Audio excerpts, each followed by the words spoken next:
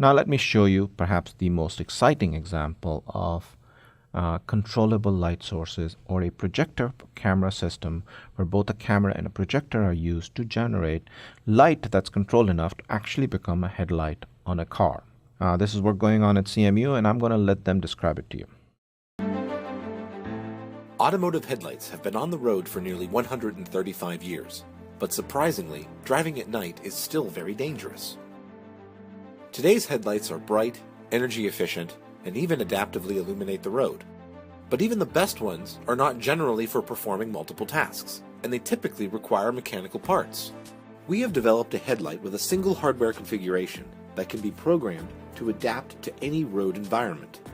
The key component of our design is a spatial light modulator, such as a DMD chip, commonly found in DLP projectors. The benefit of using a spatial light modulator is that a single beam from a light source can be divided into 1 million smaller beams, each of which can be controlled to react to the environment.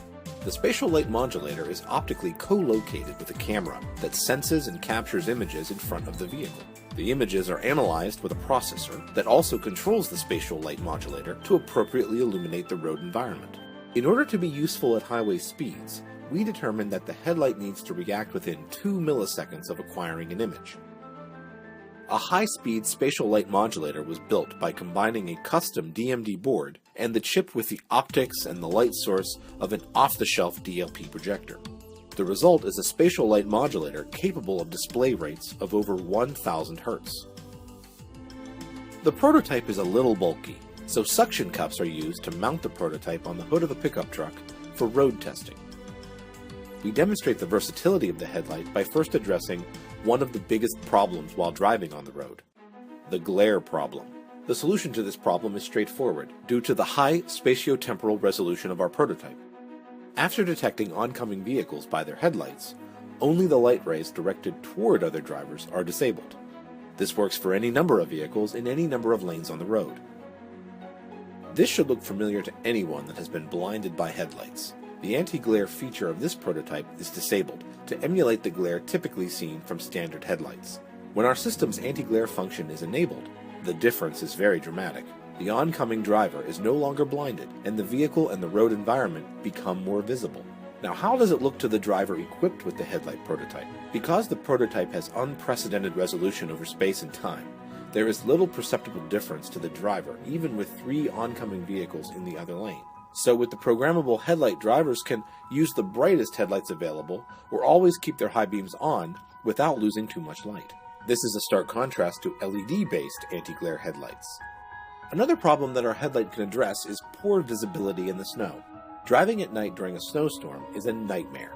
Snowflakes appear as bright flickering streaks and are very distracting. The problem is mainly caused by light from our own headlights reflecting off the snowflakes back to our eye. The solution to this problem is very simple with our headlight. By avoiding illumination of the snowflakes, in other words, streaming light in between the snowflakes, the visibility of the snowflakes will be reduced. This might seem like a crazy idea, but preliminary experiments with artificial snow demonstrate that it is technically feasible while significantly improving visibility with little loss in light. The current prototype is 10 times faster than our previous prototype, with much better performance, bringing this technology closer to reality. So hopefully you'll agree, this is pretty impressive what they're trying to propose here. Again, if you really think through it, this is a system where there is a camera, there's a controllable light source, and both of them are in tandem working to be able to illuminate the scenes or turn off the illumination where there are objects that we want to prevent being illuminated. So pretty much like the last instance we looked at, where we basically turned on the projection where there was a person occluding it. So we actually turned off the projection where the person was occluding it, not get to the screen. Now in this case, we basically have a light source that figures out, for example, where there is another car coming, so we can turn off the lights there, or where the snowflakes would be, and we can turn it off, or rain and stuff like that. Pretty impressive. And again, you saw a little bit of the description of what we've talked about before. That is how we can actually create modulated light sources and how we can actually compute all of the information within it. Pretty exciting. Again, I encourage you to look at the details of this on your own from the website down here, and also the video that I have also linked.